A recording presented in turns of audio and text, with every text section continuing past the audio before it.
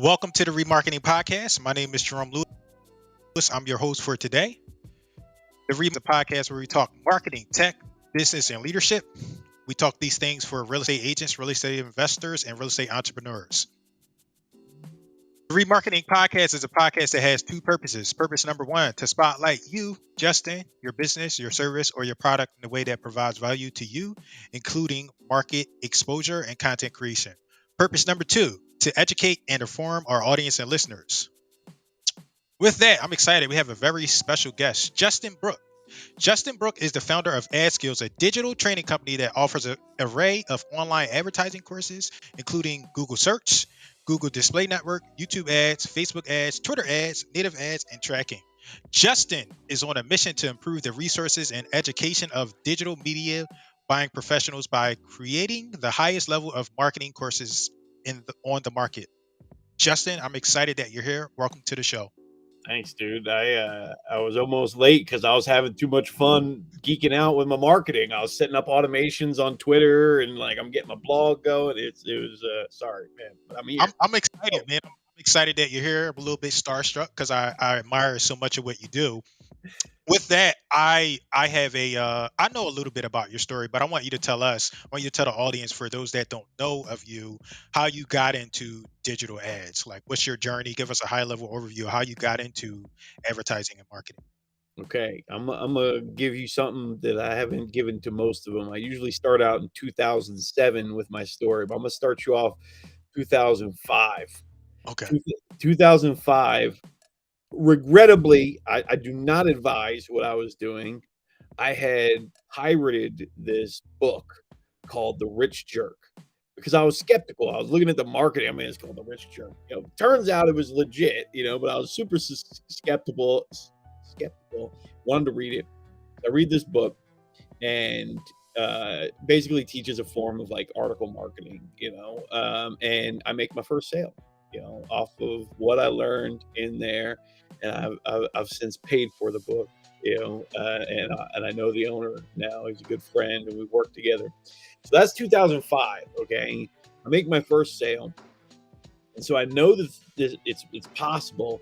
But it wasn't until 2007 that I get an internship with Russell Brunson, and my internship, my job was to review this giant closet full of courses and seminar footage and DVDs, and back then there's still cassettes and VHS and stuff, and so that's my job. I got the education of a lifetime as an intern to review all of that stuff and then write articles.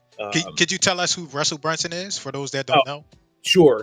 Yeah, Russell Brunson. He's today founder of ClickFunnels.com, but I knew him as founder of .com Secrets, which still exists. He was still a millionaire back then. So this internet marketing millionaire takes me under his wing. I get the education of a lifetime studying as I'm writing, affiliate review articles for him. Go back home and I apply some Google ad stuff that I learned for him. And I took the last $60 that I had and I put it on a Google ad campaign, pathetic $2 a day. But I ended up doubling my money every month for 11 months in a row. And I had a 6-figure business at the end of that. So it's literally paid traffic marketing that took me from eating ramen noodles to Red Lobster. I love me some Red Lobster. And that's why I'm here today. Marketing's my thing, Thank you. I appreciate you sharing that. So you always tell that $60 story. Yeah. Is it possible to still do that in today's time?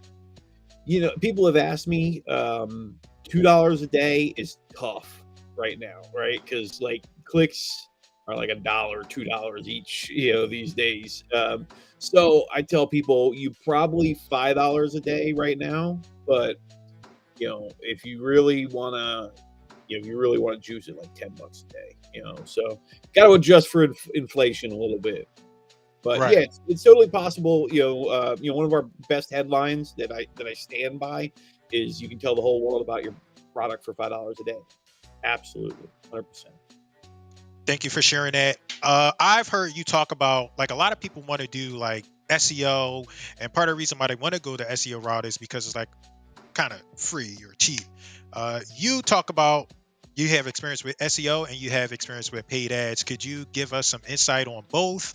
I heard you say, right, like don't quote it me exactly, but I heard you say like Sure. paid is the way to go. Like you get better result, not better, but it makes a lot more sense when you use paid compared to like some of the organic stuff. Could you talk about that? Yeah, well, here's the reasoning why I ended up leaving the SEO world. I had a great agency. We were making good money. I had a book that, I wasn't like falling out of control back then, but I had 5,000 customers in my book. That's pretty decent. And an SEO agency. But it kind of dawned on me that like our thesis, our big idea, the whole thing, the grail that we're shooting for as search engine optimizers is to get, basically, if we rank number one on the page, we'll make $1 million. That's kind of the whole concept, right? Like if we rank number one for this keyword, then all of our dreams will come true. But I can do that on Google Ads for $5 and it happens tomorrow. And that was like my deconstruction, or whatever, from an SEO guy. I still do SEO. I think SEO is smart. I don't think it's in an either or. I think it's a both kind of thing. But if I want traffic tomorrow, if I want traffic tonight, I'm jumping on Google Ads. Thank you for sharing that. One of the things that you mentioned, like when we were like setting up the interview, and the way we set up the interview is because I'm a student, right, of your class. One of the things you mentioned was like podcast interviews. You're like, go do the podcast interviews, do this stuff. And one of the reasons why you said that is because it commands like SEO with it. And you was like, I'll do a podcast interview with you as long as you set it up this way. Could you expound on that, please? Yeah. So to rank number one on Google, there's a few different things. Essentially, you got to make sure the title tag of your website matches the keyword, your headline matches the keyword. And then, the content should be good. Like I hate that I have to say that, it should be a good article. And then you got to think of something that's worthy of ranking number one on the internet, like write that. Okay.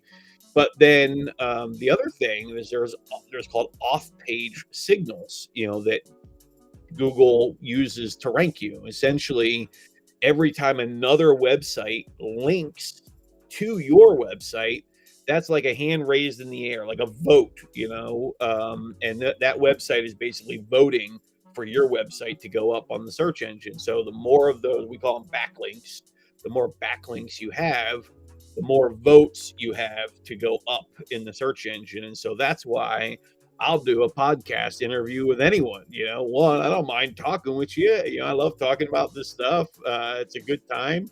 I'm sitting here in my house. It's not like I'm working too hard, and I get a backlink out of it. So let's go.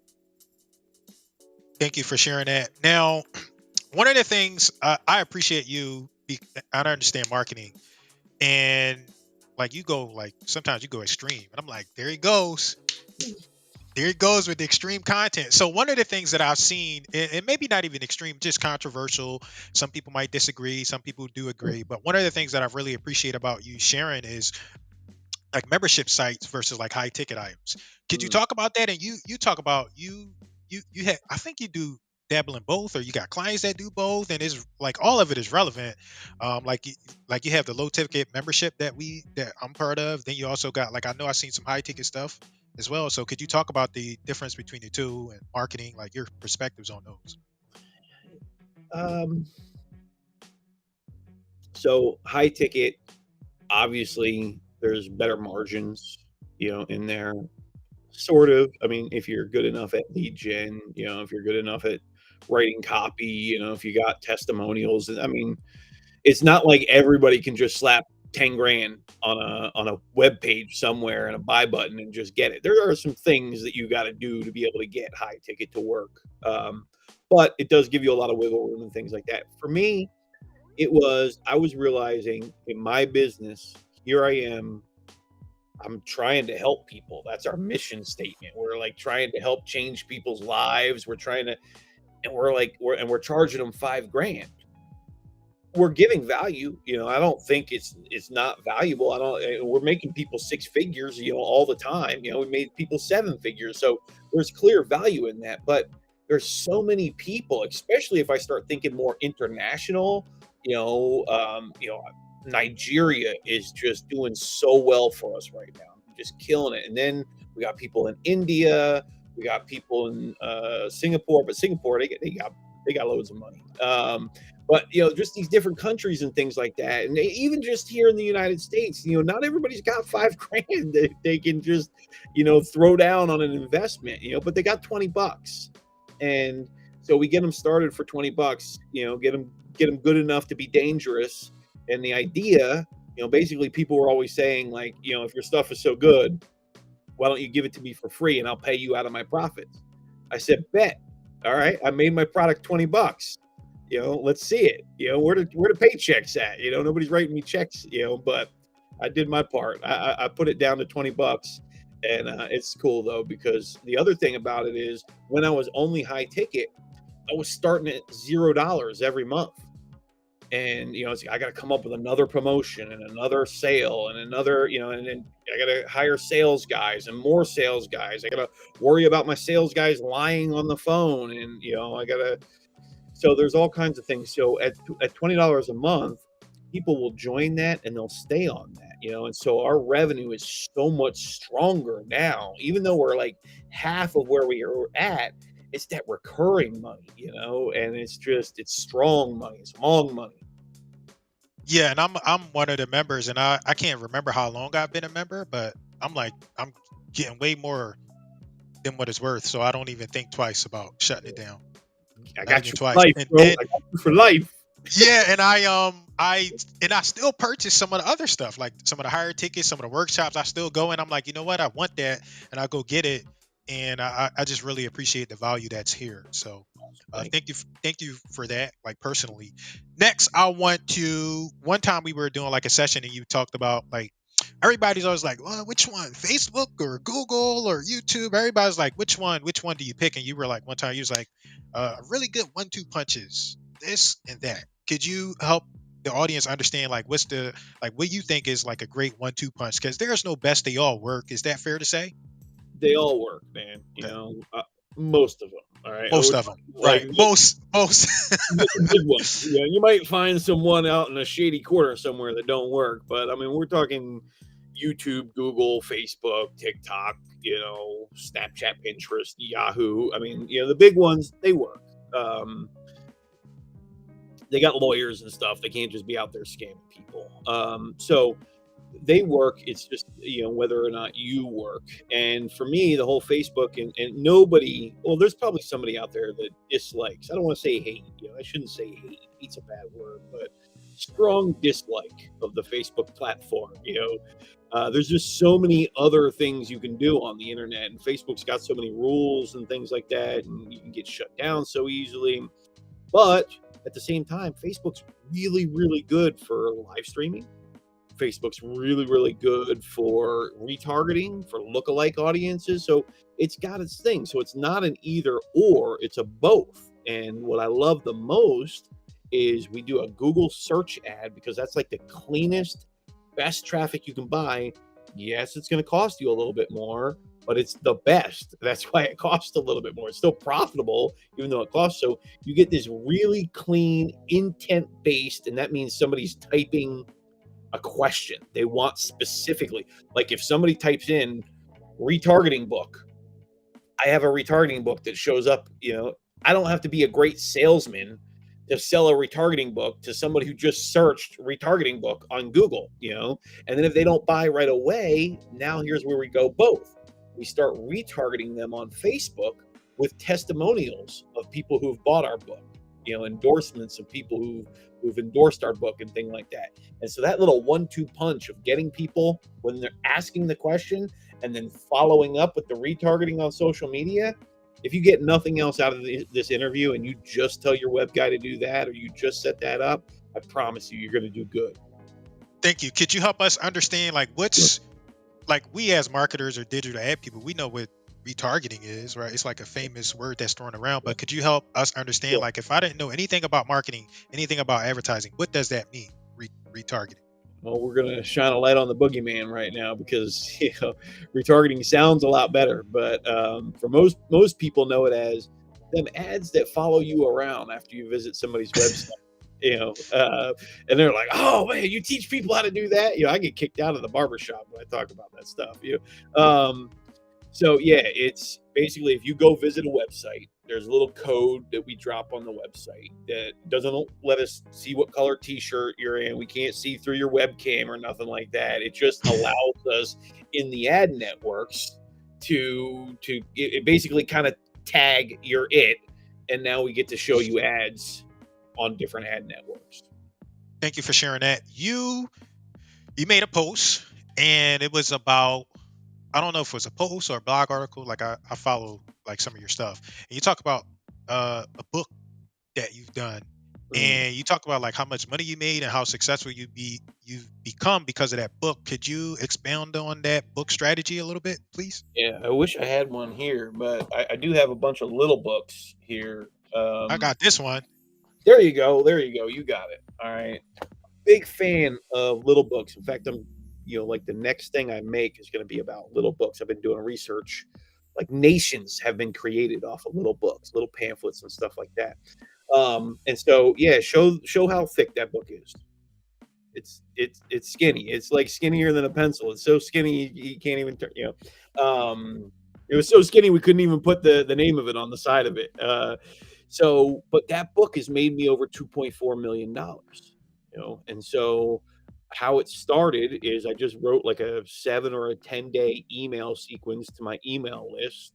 So one blog a day, one, email a day kind of thing, all on one subject, packaged it with an intro and an outro.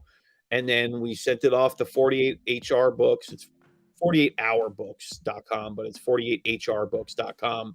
And they print them out pretty cheap.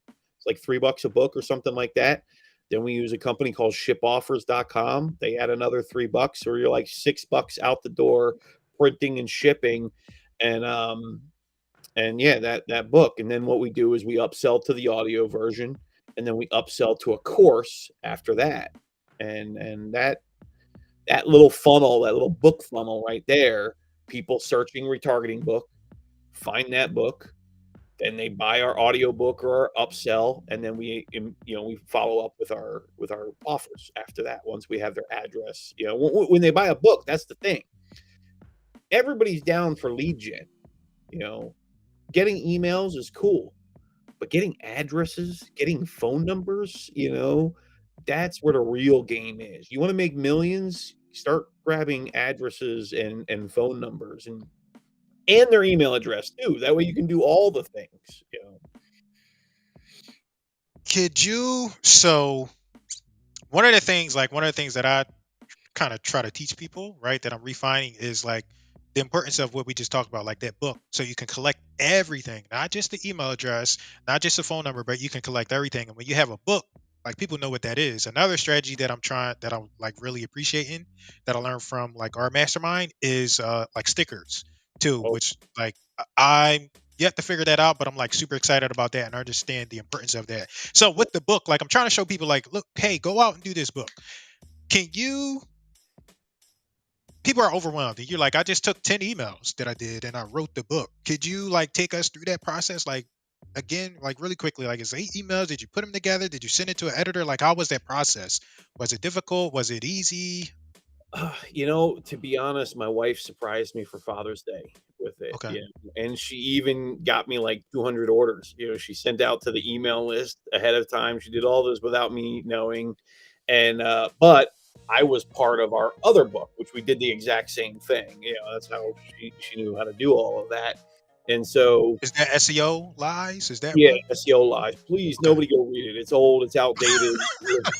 I want to hear about that one because one of the things that like I published a book and it went like bestseller, and it went bestseller because with mistakes and errors and typos. And I heard you telling your story about you had the same stuff.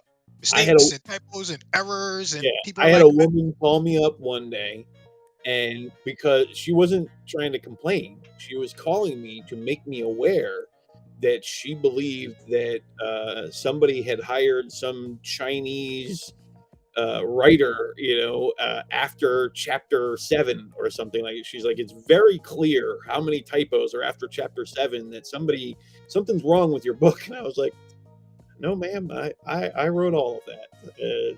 Turns out she was an English teacher, and she was getting me on all my typos. But there's typos in retargeting recipes. That's why it's down right now, is I'm trying to fix it for version 2. Right now, if you were to go to our website, only the audiobook is available, because we hired a professional to do the audiobook. But we're fixing it up. Like, people are pretty forgiving about typos, as long as the content is good, as long as you actually know your subject matter. They don't mind if you use a couple of, you say gonna instead of going to. They don't mind if you miss one of your theirs, and then versus then. It's okay. Thank you for sharing that. And I can attest that there are some typos in there, but they're so minor. In this book here, you don't even care. And with that, despite the typos, you still made like what, 6-7 figures, 2.4 million from that book directly. From that book, just that one book. That's not even counting all of your clients. So, well, and it's also the whole funnel, right? Like, that book, I didn't make. That was free plus shipping. That was the other thing we did with that book. I wouldn't do free plus shipping anymore, just because the Facebook ads, commenters, they're like, oh, it's not free if they're shipping. Like, you just get all these trolls and stuff like that. Just people are okay buying a $10 book. Sell a $10 book. It's not that hard. It's the same thing. But yeah, I didn't make 2.4 million off the book. It was like, that was the start of the funnel and through all that.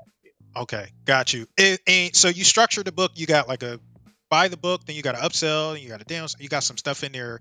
Can you give us like one of your best funnels? Yeah. So I mean, that one was my recent best funnel. Right now, we got like a free trial funnel going on, but so that was the book. It was free plus shipping. We tested pay what you want first. Pay what you want allows them to type in whatever price, anything over $1. That was actually winning until we did the bump sell. And a bump sell is just a little checkbox you add to your checkout page.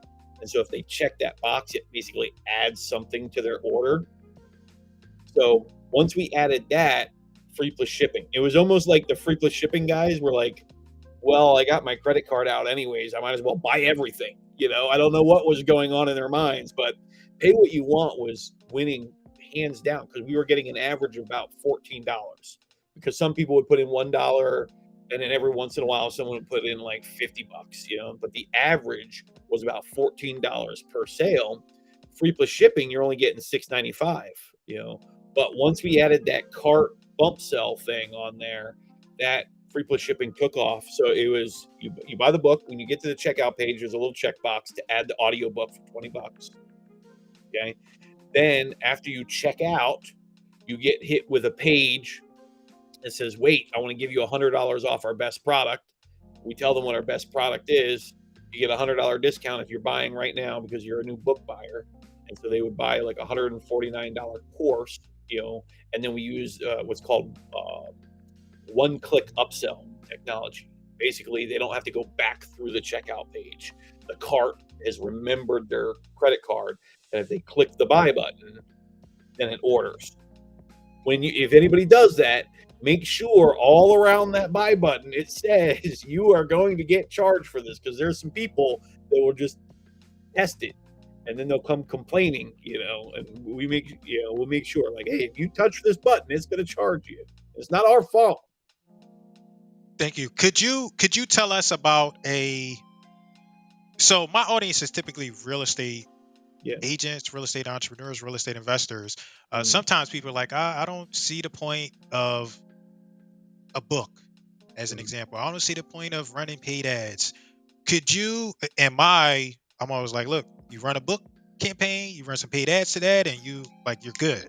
Could you share some insight on your thoughts about that? Like, anybody can do anything, but do you see it as a good idea for them to maybe run a similar campaign, like something towards a book and then upsells and downsells? What is your perspective on that? Yeah, back when I was an agency owner and I used to do ads for people, real estate, the finance niche was kind of my niche as an agency. I used to help a lot of people in the finance niche, and real estate is within finances. And so I've worked with some of the biggest names in real estate: Kent Clothier, Joe McCall, a couple others, are all customers of mine. Trying to think of some other names, can't remember them, but um, yeah, these strategies work really, really well in real estate. And so, one of the things is that I would be doing in real estate is you can be using Google search for like neighborhoods, and so if you're trying to flip something in a neighborhood and somebody's searching for like houses in that neighborhood,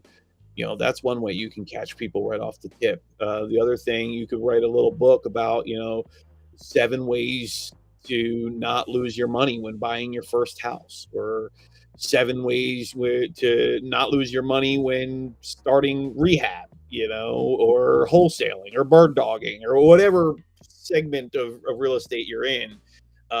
Having that book that helps people not lose money. Everybody wants to not lose money, or protect their investments and things like that. So if you've got a little book like that, they're much more likely to choose you as the investor that they want to work with, the realtor you want to work with, is because you're the expert. You wrote the book on the subject. And so, yeah, that's why I would use books and paid ads in real estate. Thank you. And with books, you become, like you said, the expert instead of a salesperson. So when we get our license, we become a salesperson. But with the book, you're now the expert. You're the authority, and it's no longer salesperson. The next thing, the greatest sales pitch I've ever done is I would just walk around to businesses and give them my book for free. I did nothing. I'd walk in and be like, "Hey, we just want to, bless you with this book. We just want to give you this book." I'd walk into the dentist office, chiropractor offices, whatever, and I'd just hand them my book, and I'd be, "Oh, thank you so much," and I'd leave, and just sales. oh, nice. That's so that's what, like, I'm working on, like, my book. I got a book and it's like 200 and something pages, and I'm really trying to get it down to that's what I've been really, really chipping away at, trying to get it down to like less than 100 at least. Oh, And dude, then I want to go. I wish I could write that much. If you got that much, man, put it in a book and send it, bro. I have been, and it's been like a little bit overwhelming for people because it's like ads, it's marketing and tech, Okay. so people are like, whoa. So I gotta pull back. I do have another one. I just gotta simplify a little bit better. So next, what tell us about, so you generally you break up the like our marketing strategies into two strategies. You talk about media buying and you also talk about media planning. Could you everybody's excited about like doing the buying, like that's the part, clicking the buttons like you always say, but people are very reluctant to do the part that matters, the media planning. Could you talk about that? And this comes up when I bring in clients. I'm like, who are you marketing to? And they're like, anybody that wants to buy or sell a house. And I was like, it can't be that simple, right? So could you talk about the importance of media planning, like the avatar, the psychology, all of that stuff, and why it's important to your marketing and your advertising? Yeah. I tell those kind of people, it's if you're trying to shoot an arrow, right, and your target is all the targets, how are you going to hit all the targets? Like you gotta, like, we gotta hit one at a time. All right. We can do all of them, but we got to do one at a time. So media buying and media planning. Media buying is the moment you're uploading your ad images, you're writing your headline, your description, you're pressing publish, they're swiping your card for $10 a day, $1,000, or whatever budget you put in there.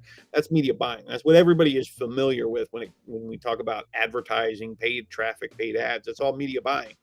Everybody wants to get to that, and then they're wondering why it doesn't work. The reason why it doesn't work is you didn't do the first step. The first step is media planning, okay, and which is what you're talking about aiming the arrow. Who are you targeting? Why are you targeting that person? What do they care about? What do they think about? What do they say? What do they hear? What do they like? What do they hate? That's what's made me the most money. I'm more of a media planner. I actually hate the media buying thing. I outsource the media buying. I hire juniors. I hire people out of AdSkills, to do that. I do the media planning, and then you can give anybody the media plan. Now they can go and they can upload the ads and do it. It's the media plan that makes the money.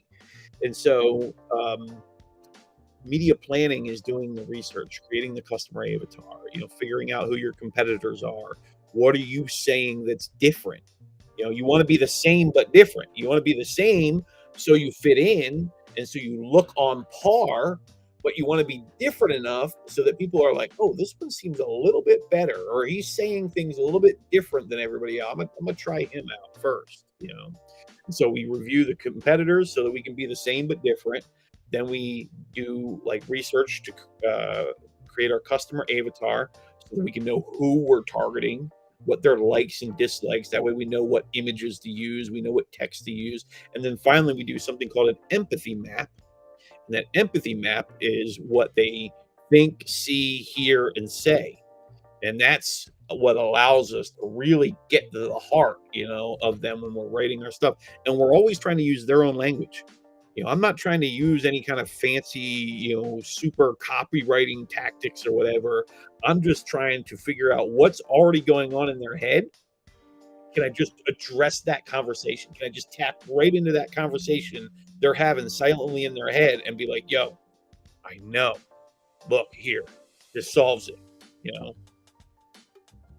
Thank you. The next thing I hear you talk about a lot is data science. Could you talk about that and help us understand that from a high level overview?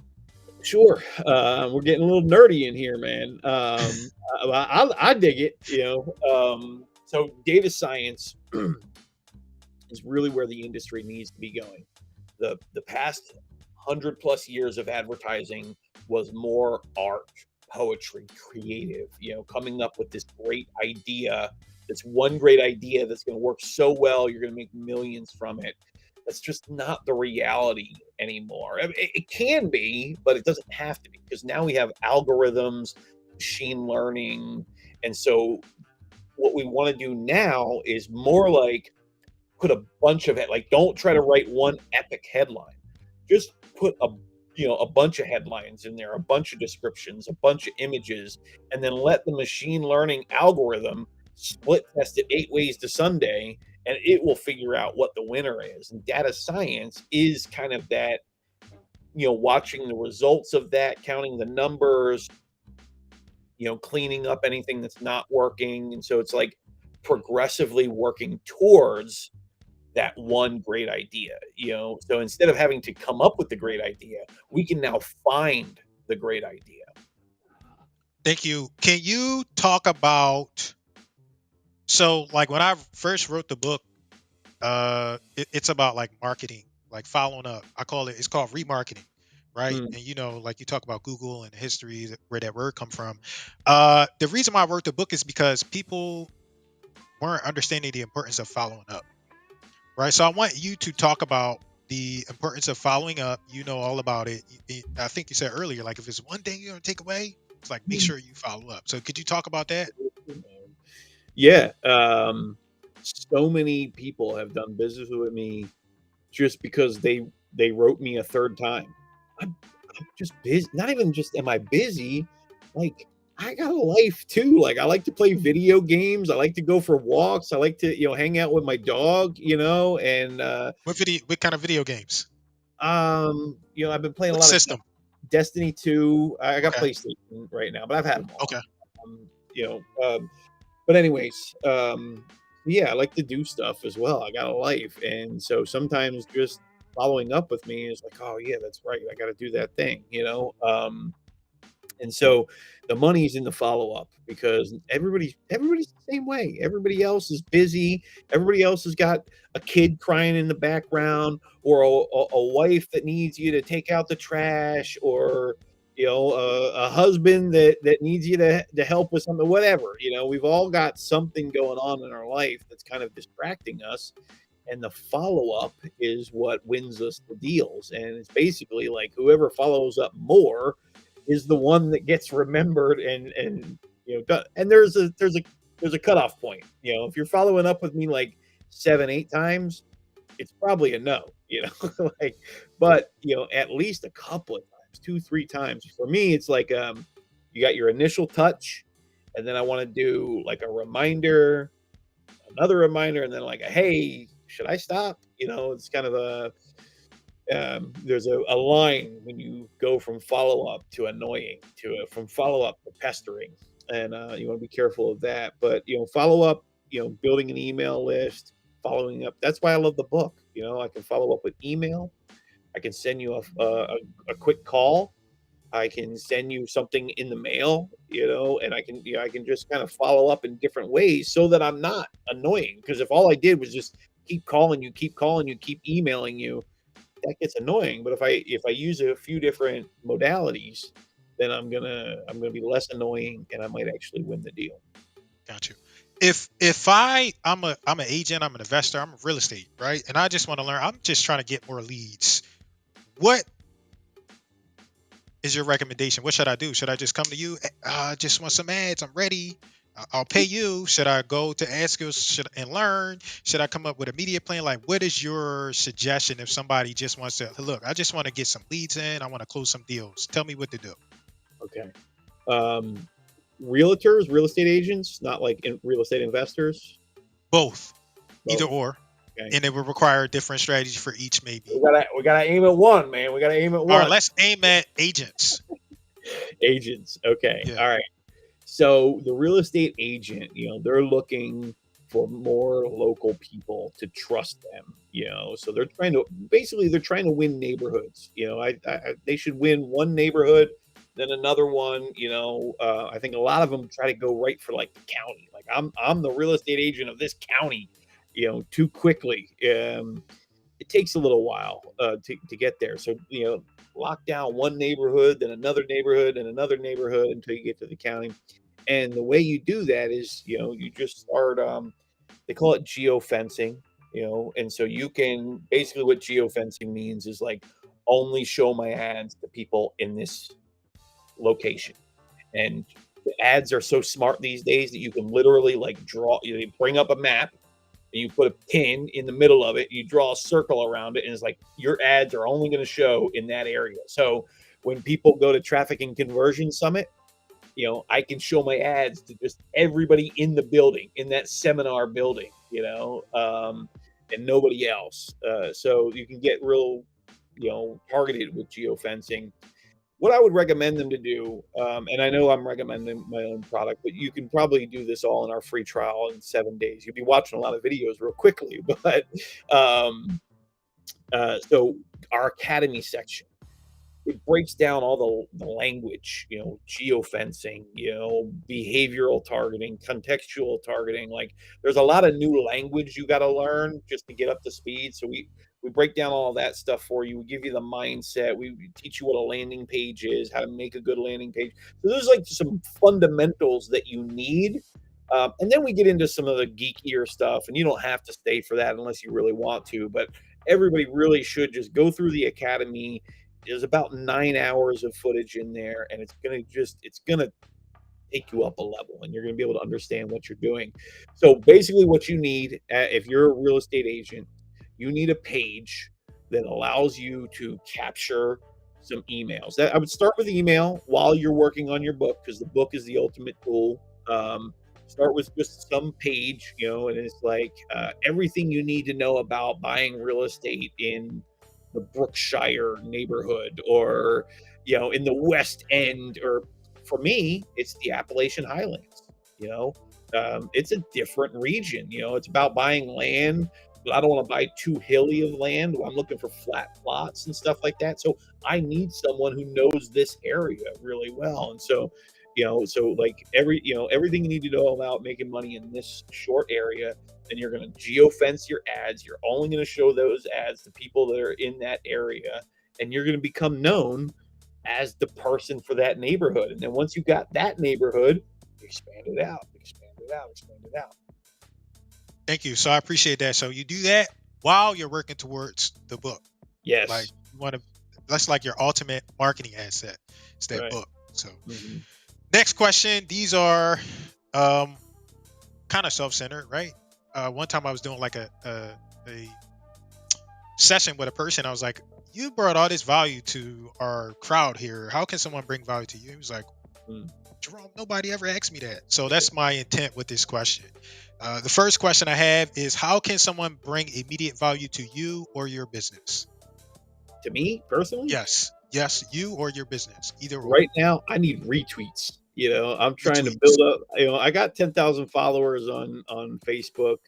Um, I don't care about my YouTube channel. I got a lot of great stuff on YouTube. I'm just not trying to be a YouTuber right now, but I'm trying to grow my Twitter, and I'm at like 450 followers or so. I feel like a noob, so I need retweets, man. I need people. That's like worth more than money to me right now is retweets. So What's your tag on Twitter? at I am scalable, like the letter I, the letter M, scalable. At I am scalable. All right, you'll No, get a retweet from me. That's okay. easy. Yeah. Or even a like. If you don't want to retweet it, a like will work too. Like, retweet, Yeah. whatever. You'll get it. Yep. How can someone bring long-term value to you and your business Long-term value to me and my business. or your business? Yeah, share our free trial with your friends. Okay. Tell your friends about our free trial. That's one of the most valuable things anybody could do. Thank you. And so we got like 8 minutes left. I'm going to try to get you out of here. The next question I have for you is, what are 3 books you recommend to the audience and why?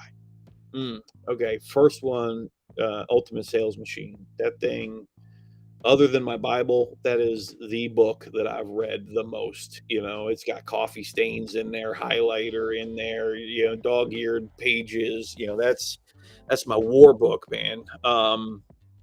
And the reason for that one is really just chapters 4, 5, and 6. It's the reason why I write a book. It's the reason why I told you any of the titles in here. Like if you go read chapters 4, 5, and 6, you'd be like, oh, that's where he got all this stuff. Yeah, I got it from that book, and it's made me millions of dollars. So it's like a $20 or $30 book that has made me millions. So please go spend the money and get that book. R.I.P. to Chet Holmes, the author. Then the next one I would tell people to get is probably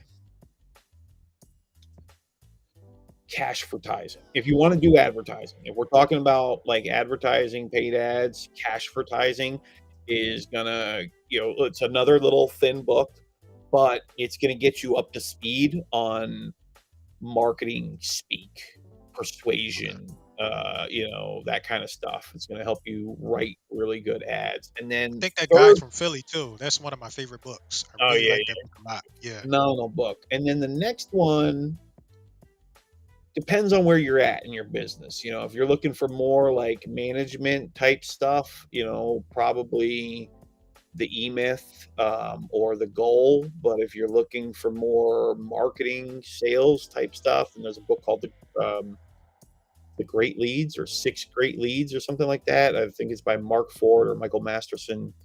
He has a pen name, so he goes kind of by both. But that book is phenomenal at helping you come up with really good ideas for your sales promotions. Okay. So one more question, right? And then we can close out. Let me see.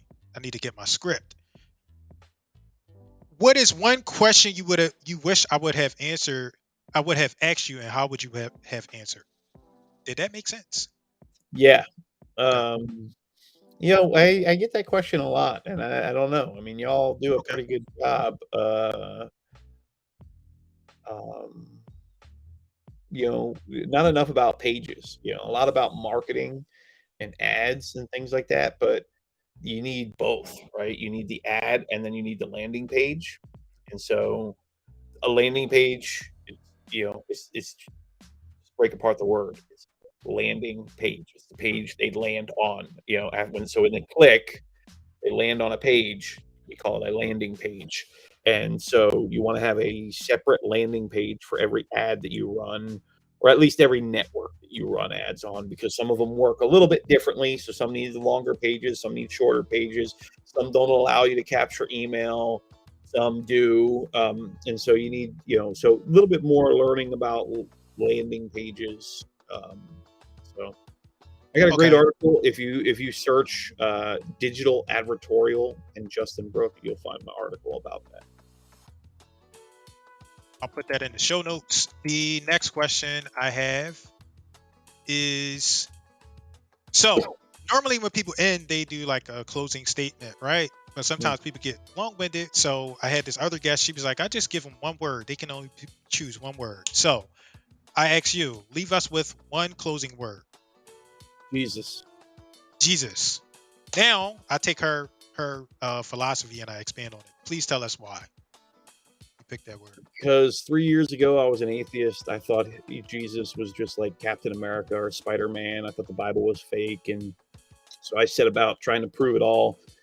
I tried to prove that it was fake. And I didn't realize that like many people have tried before. And I went into the real science and history of it and found out that he's real, and he's changed my life in unbelievable ways ever since. Changed my taste in music and TV, and helped me lose over 100 pounds, healed my ankle that's been limping on for 20 years. I mean,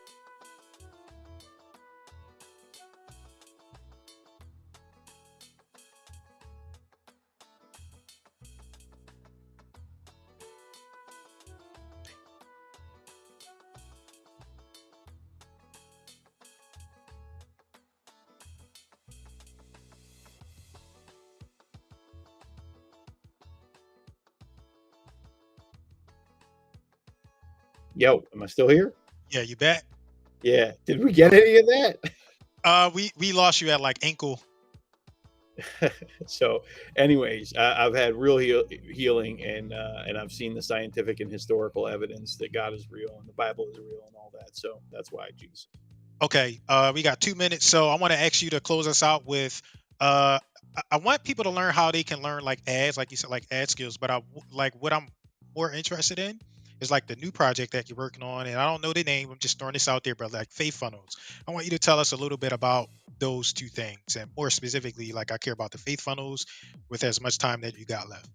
Okay, so Faith Funnels is kind of my ministry project. You know, me trying to get the word out there, and so basically what I'm doing is I'm going to turn it into a podcast where I'm going to be interviewing people that have built ministries, and so there's a very popular podcast out there called How I Built This, and we're just kind of making that, but for ministries. So how they, so just so we can teach people how these great ministries have started and how they've grown and how they can do the same, so that's Faith Funnels. And then the next one that I'm going to be doing is called the Fiverr business. And what we're going to do is we're going to try to build an entire business just using Fiverr gigs. And so we're going to have people kind of basically donate to kind of crowdfund the project, and then we're going to, they'll get to watch me try to build a whole business out of Fiverr gigs. That's exciting. They'll get to like know which Fiverr gigs worked and didn't work. Thank you for sharing that, Justin. I appreciate you so much. We got 1 minute left. You got anything you want to say before we close it down? I'm good, man. Thank you so much. Okay. Thank you, Justin. I appreciate you so much. Thank you. Bye-bye.